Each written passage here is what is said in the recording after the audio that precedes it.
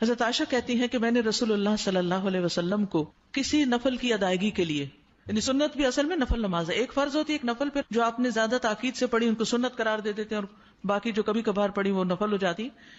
کسی نفل کی ادائیگی کے لیے اتنی جلدی کرتے نہیں دیکھا جتنی جلدی آپ نماز فجر سے پہلے 2 رکعتوں کے لیے کرتے تھے. جلدی پڑھتے نہیں تھے، یعنی اس کی ادائیگی کے لیے آپ فکر کرتے تھے.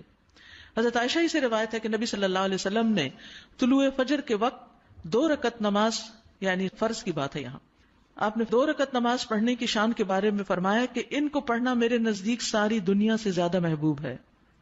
آپ نے فرمایا جو آدمی عشاء اور فجر کی نمازوں میں آ سکتا ہے تو اس پر لازم ہے کہ وہ آئے، اگرچہ اسے گھسٹ کے کیوں نہ آنا پڑے، یعنی گھٹنوں کے بل یا پیٹھ کے بل گھسٹ گھسٹ کے ہی آنا پڑے تو بھی آئے، لیکن آئے ضرور. کیوں؟ اس لیے کہ جو شخص فجر کی نماز پڑھتا ہے وہ اللہ کی حفاظت میں آ جاتا ہے. رسول اللہ صلی اللہ علیہ وسلم نے فرمایا جس نے صبح کی نماز پڑھی پس وہ اللہ کے ذمے میں ہے، اللہ کی حفاظت میں ہے، اللہ کے ذمے ہو گیا. پس اللہ تم سے اپنی حفاظت کے بارے میں کسی چیز کا مطالبہ نہ کرے. کیا مطلب ہے اس کا؟ یعنی جو اللہ کے ذمے ہے اس پر کوئی ظلم نہ کرے، اور ظلم کر کے اللہ کے سامنے جواب دہ نہ ہو، اس لیے کہ جس سے اللہ پوچھے گا، مطالبہ کرے گا، یقیناً اسے اپنی گرفت میں لے لے گا اور لے کر منہ کے بل جہنم میں پھینک دے گا. اس سے کیا بات پتہ چلتی ہے کہ جو شخص فجر کی نماز کی حفاظت کرتا ہے وہ اللہ کے قریب ہو جاتا ہے، اللہ کی حفاظت میں ہو جاتا ہے. کسی کو حق نہیں کہ اس پر ظلم اور زیادتی کرے. جو اس شخص پر زیادتی کرے گا جو فجر پڑھتا ہے تو وہ دراصل اس ذمے میں خیانت کر رہا ہے جس کو اللہ نے اپنے ذمے لیا ہے، اور پھر قیامت کے دن اللہ تعالیٰ ایسے شخص کو پکڑے گا. یعنی فجر پڑھنے والے کی عزت اور احترام لازم ہے، کیونکہ صرف مومن ہی اس کی پابندی کرتا ہے. بہت سے لوگوں کے لیے فجر کی نماز بڑی بھاری ہوتی ہے، وہ ایک خاص وقت سے پہلے نہیں اٹھتے. کچھ لوگوں کی اکثر ہی قضا ہو جاتی ہے، وہ چونکہ دیر سے سوتے ہیں تو صبح اٹھ نہیں پاتے، تو ان کی حفاظت اللہ کے ذمے پہ نہیں ہے. تو اس لیے بہت ہی فکر کرنی چاہیے کہ فجر کی نماز قضا نہ ہو، یعنی کوئی باقی کر لیں، نہیں، کیونکہ باقی تو پھر ہم جاگ ہی رہے ہوتے ہیں نا، تو اذان بھی سنائی دے دیتی ہے اور وقت بھی پتہ چل رہا ہوتا ہے، اور دوسروں کو بھی ہم دیکھتے ہیں پڑھ رہے ہیں تو پڑھ ہی لیتے ہیں.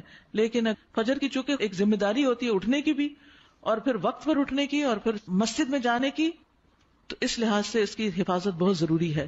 اور فجر پڑھنے والا شام تک اللہ کی حفاظت میں ہوتا ہے. اس میں ایک واقعہ بھی آتا ہے احادیث کی کتابوں میں.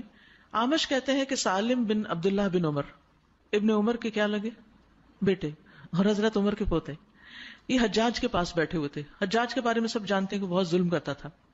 تو حجاج نے ان سے کہا اٹھو اور فلاں آدمی کی گردن مار دو. تو سالم نے تلوار اٹھا لی کیونکہ اس کا حکم تھا مارنے کا، اور اس آدمی کو پکڑا اور محل کے دروازے کی طرف چل پڑا. تو ان کے والد ابن عمر نے ان کو دیکھ لیا جب وہ اس آدمی کو باہر لے کے جا رہے تھے. تو انہوں نے کہا کہ کیا یہ واقعی ایسا کرنے جا رہا ہے؟ انہوں نے 2-3 بار یہ بات دہرائی. پھر باہر لا کر سالم نے اس سے پوچھا کیا تم نے فجر کی نماز پڑھی ہے؟ یعنی جس کو مارنے کا حکم تھا، کہا تم نے فجر کی نماز پڑھی ہے؟ اس نے کہا ہاں. سالم نے کہا پھر تم جس راستے سے جانا چاہتے ہو چلے جاؤ، اور وہ واپس آئے اور تلوار پھینک دی. حجاج نے ان سے پوچھا کیا تم نے اس کی گردن اڑا دی؟ انہوں نے جواب دیا نہیں. حجاج نے پوچھا کیوں؟ سالم نے جواب دیا میں نے اپنے والد کو یہ کہتے ہوئے سنا ہے کہ رسول اللہ صلی اللہ علیہ وسلم نے فرمایا جس نے فجر کی نماز ادا کی وہ اللہ کی حفاظت میں ہے یہاں تک کہ شام ہو جائے. تو ان کے والد نے ان سے کہا کہ سمجھدار رہو، میں نے تمہارا نام اسی لیے سالم رکھا کہ تم سلامت رہو، یعنی اللہ کے ذمے کے اندر خیانت نہ کرو. تو بہرحال اس سے یہ پتہ چلتا ہے کہ انسان سے بڑے بڑے حادثے، بڑی بڑی مصیبتیں ٹل جاتی ہیں جب وہ فجر کی نماز کی حفاظت کرتا ہے. اب تو الحمدللہ ہر شخص کے موبائل پر الارم ہوتا ہے، اور موبائل ہر شخص کے سراہنے ہوتا ہے، تو کوئی بھی یہ نہیں کہہ سکتا کہ میں صبح نہیں اٹھ پایا.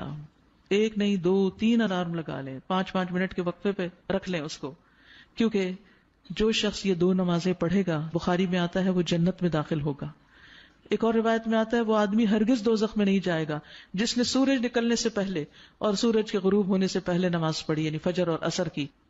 اور پھر آپ نے فرمایا ان نمازوں میں سستی نہ کرو اگر تم اللہ کا دیدار کرنا چاہتے ہو، اس طرح کہ جیسے تم 14ویں کے چاند کو دیکھتے ہو اور تمہیں کوئی دھکم پیل کا بھی واسطہ نہیں پڑے گا. یعنی جو ان نمازوں کی حفاظت کرتا ہے وہ اللہ کے دیدار کے قابل ہوگا. اور پھر بعض اوقات لوگ رات قیام کرتے رہتے ہیں. آخر سے میں سو کے فجر قضا کر دیتے ہیں. کیا ہے تہجد کے لیے اٹھے تھے وہ، آنکھ نہیں پھر پوری فجر کے لیے. تو یہ نہیں ہونا چاہیے. عمر رضی اللہ عنہ کہتے ہیں میں صبح کی نماز با جماعت پڑھوں یہ مجھے اس سے زیادہ محبوب ہے کہ میں ساری رات قیام کروں. ساری رات کے نوافل سے زیادہ محبوب ہے کہ فجر کی نماز جماعت کے ساتھ. ہاں منافق پر فجر کی نماز بھاری ہوتی ہے، تو منافقت سے نکلنے کے لیے، نفاق سے نکلنے کے لیے اس نماز کی پابندی ضروری ہے. ابی بن کعب کہتے ہیں ایک روز رسول اللہ صلی اللہ علیہ وسلم نے ہمیں صبح کی نماز پڑھائی. اس کے بعد فرمایا کیا فلاں حاضر ہے؟ لوگوں نے کہا نہیں. آپ نے پوچھا کیا فلاں آیا ہے؟ لوگوں نے کہا نہیں. آپ نے فرمایا بلا شبہ یہ دو نمازیں منافقوں پر سب سے بھاری ہیں، سب نمازوں سے زیادہ بھاری، یعنی فجر اور عشاء. اور اگر تمہیں معلوم ہو کہ ان میں کیا کچھ اجر و ثواب ہے تو تم ان میں ضرور آؤ، خواہ گھٹنوں کے بل ہی کیوں نہ آنا پڑے.